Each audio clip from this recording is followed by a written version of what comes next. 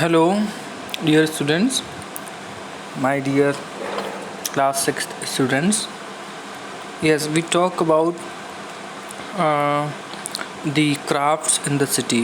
जो हमारा last topic था students before your PD first exam, जो रिवीजन चल रहा था वो यहीं तक था। उस चैप्टर को हम आगे बढ़ा रहे हैं स्टूडेंट। हम यहाँ से आने के बाद ये जो आप एक राजा की एक मूर्ति देख रहे हैं, ये इस तरह से मिली थी उस टाइम पे। तो आप कह सकते हैं कि इस तरह का पहनावा, इस तरह की चीज़ें उस टाइम रही होंगी। ठीक है, ये दाढ़ी है, ये सिर पे कुछ हल्का सा ये कुछ कपड़े का इस तरह से लटका हुआ, इस तरह का साइन है, बाजू पे कुछ बंधा हुआ है। तो इससे सिर्फ ये शो होता है कि उस टाइम का राजा कैसा रहा होगा। ये कुछ बंधा हुआ है, ये गोल गोल कुछ लगा हुआ है। तो मतलब कहने का ये उस टाइम के पहनावे की बात हो रही है, उस टाइम के कपड़ों की बात हो रही है, वो क्या पहन रहे थे, क्या खा रहे थे, हर चीज़ के बारे में हम लोग बात कर रहे हैं। ठीक है, तो आप उसमें देख रहे थे कि हड़प्पन जो लोग थे वो पॉट्स भी बहुत खूबसूरत बनाते थे, ब्यूटीफुल ब्लैक डिज़ाइन, काली डिज़ाइन वाले जो पॉट्स थे, बर्तन, वो बहुत अच्छे से बनाया करते थे। ठीक, और ये हम पीछे पे जिस पे आप देख रहे होंगे, हमने सील को भी देखा है, खिलौनों को भी देखा है, बर्तनों को भी देखा है, जो ऑर्नामेंट्स हैं, क्या पहन रहे थे, किस तरह के आभूषण, हम उनको भी देख रहे थे। फिर इसमें आगे आता है, cotton was probably grow at Mehrgarh from about 7000 years ago. बेटा ये जगह है मेहरगढ़, और आई थिंक मेहरगढ़ जहाँ तक मुझे याद है, मुझे थोड़ा याद नहीं आ रहा है स्टूडेंट्स, अभी मैप में देख के डिस्कस करेंगे मेहरगढ़ कहाँ है। तो कॉटन को, जिस कॉटन की आप हैंकी यूज़ करते हैं, शर्ट पैंट वगैरह बहुत सारी चीज़ें यूज़ करते हैं कपड़े के रूप में, वो 7000 साल पुराना है। वो मेहरगढ़ में सबसे पहले मिला है, प्रोबेबली कहा है। तो इसका मतलब ये है कि ज़्यादातर चांस ये है कि वो वहीं पे उगा है। Actual pieces of clothes were found attached on the lid of silver vase.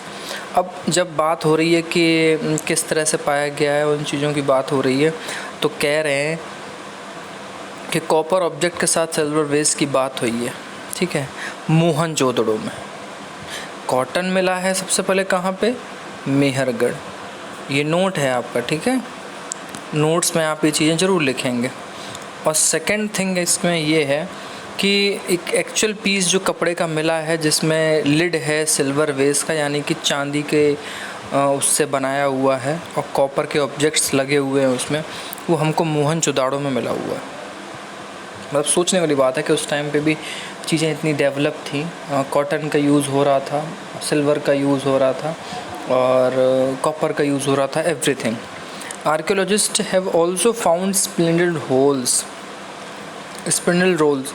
अब इसका मतलब क्या होता है स्पिंडल रोल्स का? ये हम अभी लास्ट में आपको एक बार अभी डिस्कस करेंगे। अब देखिए, यहाँ से ना एक चीज़ है जो समझने वाली है, फिएंस। अभी क्या है, किस तरह की चीज़ है, उस पर देखेंगे हम लोग, एक बार समझें।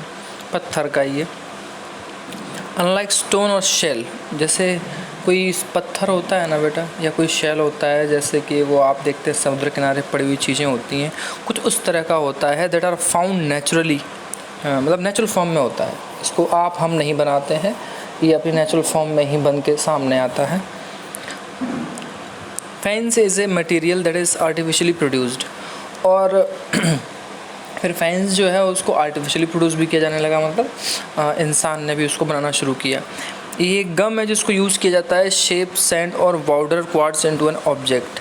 मतलब कहने का ये है कि एक तरह का गम है जिसको यूज़ करते हैं शेप देने के लिए मिट्टी को, और powdered quartz into an object. Powder जैसी कोई चीज़ है, उसको अगर आपको ऑब्जेक्ट किसी चीज़ में बदलना है, तो जैसे सांचा होता है एक तरह का, आप देखते हैं उसमें चीज़ों को भर दिया जाता है, फिर वो एक सॉलिड फॉर्म में आ जाता है, कुछ वैसा ही। The objects were then glazed rustling in a shining glassy surface. फिर उनको चमकाया जाता है, उनकी घिसावट होती है, फिर वो बहुत चमकीले ऑब्जेक्ट में सामने आते हैं। The colours of the glaze were usually blue और सी ग्रीन। और जो उस टाइम कलर यूज़ किए हैं ना स्टूडेंट्स, वो ब्लू था या फिर सी ग्रीन था। अब ये कुछ मुझे सी ग्रीन टाइप का ही लग रहा है, आप बताओ किसका लग रहा है। Faience was used to make beads, bangles, earrings and tiny vessels. अब इसकी हेल्प से जो छोटे छोटे बर्तन हैं वो हैं, ईयरिंग्स हैं, महिलाओं के लिए जो कानों में पहनने वाले आभूषण होते हैं वो, बेंगल्स, चूड़ियाँ वगैरह, ये सब चीज़ें ज़्यादातर बनाने के लिए यूज़ की जाती हैं। ठीक है। Made of terracotta and fancy these were used to spin thread.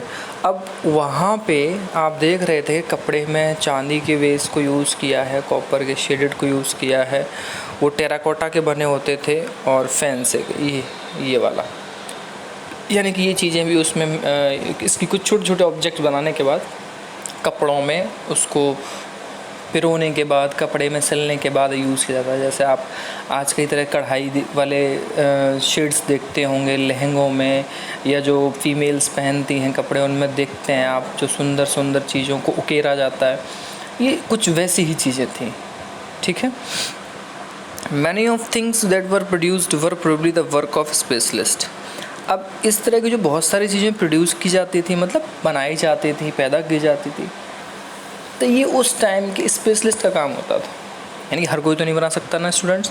अब स्पेशलिस्ट कौन होता है, यहाँ से आपको ये ज़रूर नोट लिखना है बेटा। A specialist is a person who is train to do only one kind of work. Specialist वो होता है जो एक ही तरह के काम को करने के लिए ट्रेंड किया जाता है, जैसे कि कटिंग स्टोन और पॉलिशिंग बीड्स और कार्विंग सील्स।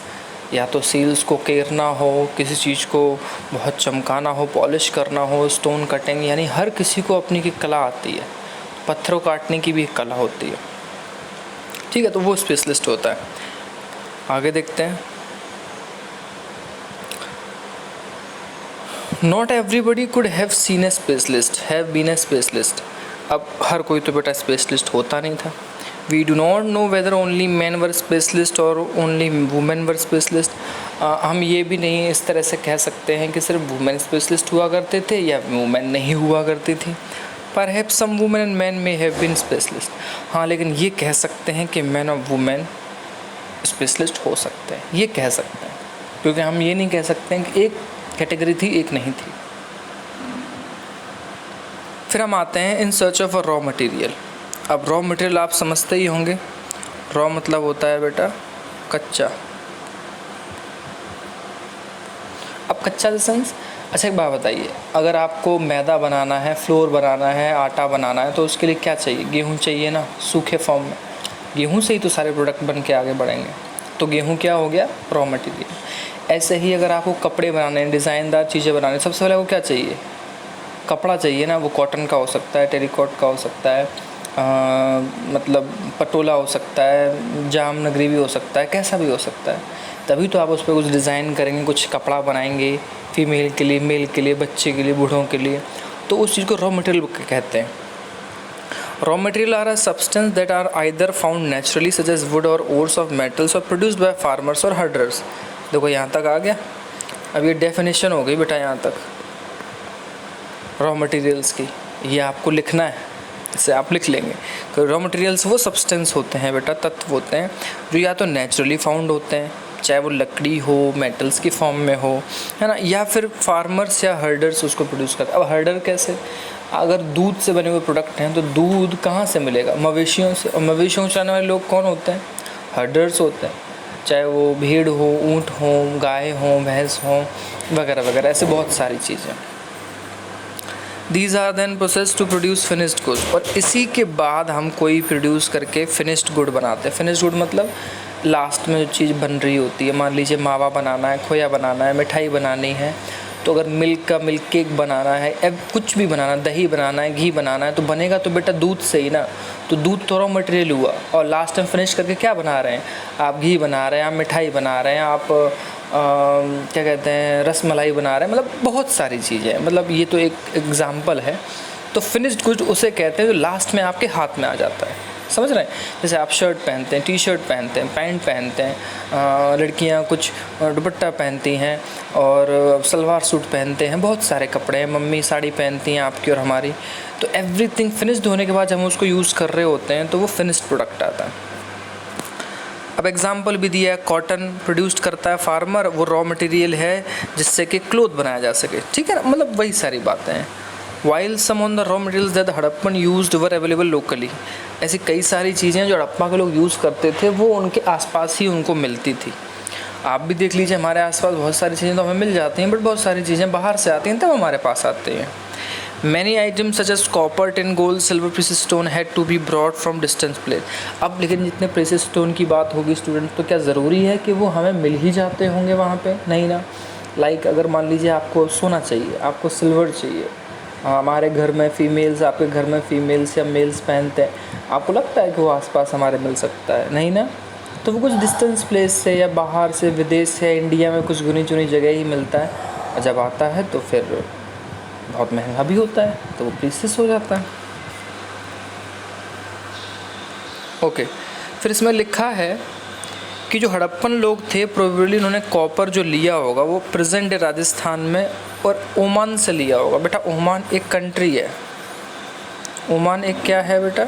एक कंट्री है। और किधर है ये? वेस्ट एशिया में। वेस्ट एशिया का मतलब क्या है बेटा? जैसे यहाँ पे इंडिया है, फिर इधर पाकिस्तान है, फिर इधर अरेबिया है, यूएई है, वहीं पास में ओमान है। तो इंडिया से वेस्ट साइड में है। तो ये पूरा जो हम एशिया में रहते हैं तो वेस्ट एशिया में ओमान आता है। तो सोचिए उस टाइम के लोग इतनी दूर तक यात्रा कर रहे होंगे। देखो लिखा भी है West Asia. Tin which was mixed with copper to produce bronze. आपको हमेशा ध्यान रखना चाहिए बेटा, जो टिन होता है, टिन को मिक्स किया जाता है कॉपर और ब्रॉन्ज को, तो क्या बनता है? टिन बनता है। ये आपकी साइंस की नॉलेज के लिए है, ध्यान रखिएगा कि जब हम ब्रॉन्ज को, तांबे को कॉपर मतलब वैसे तो कोई बहुत मतलब क्या बोलूँ, कॉपर को कांस्य बोलते हैं, यस कांस्य, कांसा, उसमें मिला के फिर हम टिन को बनाते हैं। May have been brought from present Afghanistan and Iran, और कहते हैं कि ये चीज़ें उस टाइम पे अफगानिस्तान और ईरान से आ रही थी।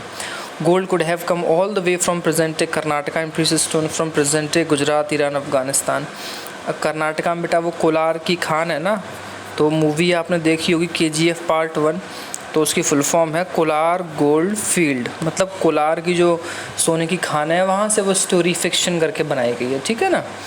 तो वही बात है कि उस टाइम कर्नाटका से आ रहा था, या फिर आज के गुजरात से कह सकते हैं, ईरान अफ़गानिस्तान से कह सकते हैं। अब गुजरात से क्यों? क्योंकि गुजरात बेटा सी के पास का इलाका है, अरेबियन सी, वहाँ से ईरान अफ़गानिस्तान वेस्ट में पड़ते हैं, वहाँ से चीज़ें इस तरह से पोर्ट से और इम्पोर्ट एक्सपोर्ट के ज़रिए आया करती थी। देखिए कुछ चीज़ें मिली हुई हैं, जानने लायक हैं, समझने लायक हैं। आप देख सकते हैं कुछ ये चीज़ें हैं, आप इनकी बनावट देख सकते हैं, कुछ पक्षी हैं या फिर कुछ लिखा हुआ है, डिज़ाइन है, कुछ इस तरह की गाड़ी है, ये बहुत सारी चीज़ें हैं, ठीक है। तो ये बात है। अब हम आ रहे हैं फूड पे कि शहरों में इनके यहाँ पे खान पान किस तरह का होता था। While many people lived in the cities, other living in the country side. बेटा कंट्री साइड जो वर्ड है ना, उसका मतलब होता है विलेज। आप इस चीज़ को थोड़ा ध्यान रखना। कंट्री साइड वर्ड का मतलब क्या होता है? विलेज। शहरों में और गांव में दोनों जगह रह रहे थे। गांव में रहने वाले लोग क्रॉप्स को उगा रहे हैं, जानवरों को चरा रहे हैं। These farmers and herders supply food to craft person. फिर ये जो फार्मर हैं और ये चराने वाले लोग हैं, ये फूड को क्या कहते हैं? Craft person. क्राफ्ट पर्सन कौन होंगे बेटा? क्राफ्ट पर्सन वो लोग होंगे जो तरह तरह की चीज़ें बनाते हैं। मेरी बात समझ रहे हैं आप? ये तरह तरह की चीज़ें बना रहे हैं भाई, अब वो तो नहीं उगाएंगे ना, ठीक। तो जो लोग मान लीजिए शहर में रहते हैं, तरह तरह का काम करते हैं, तो वो किसान जब बेचता है तभी तो अपना खर्चा चलाते हैं। अब कोई सर्विस में है तो वो अपनी सैलरी से वो सारी चीज़ें खरीदता है। तो ठीक वैसे ही स्क्राइब्स हैं, रूलर्स हैं सिटी में, वहाँ भेजते थे। We know from means of plant that the Harappan grew wheat, barley, pulses, peas, sesame, लेंसिन एंड मस्टर्ड। अब ये सब चीज़ दी हुई हैं, गेहूँ है, चावल है, दाल है, मटर है, सीसेम और लिंसेड और मस्टर्ड, यानी कि जो तिलहन वाली चीज़ें होती हैं, सरसों है, और ये सूरजमुखी जैसे दानों वाली चीज़ें, ये उस टाइम उग रही थी। ये हमें ये बता रहा है कि हड़प्पन लोग जो है उस टाइम पे सारी चीज़ों को प्रोड्यूस करते थे। ये देखिए एक तरह का हल है, यहाँ पे टॉय फ्लो दिया हुआ है, यहाँ पे कह सकते हैं कि उस टाइम इस तरह की चीज़ें हल जोतने के लिए रही होंगी, ठीक है। आगे बढ़ते हैं।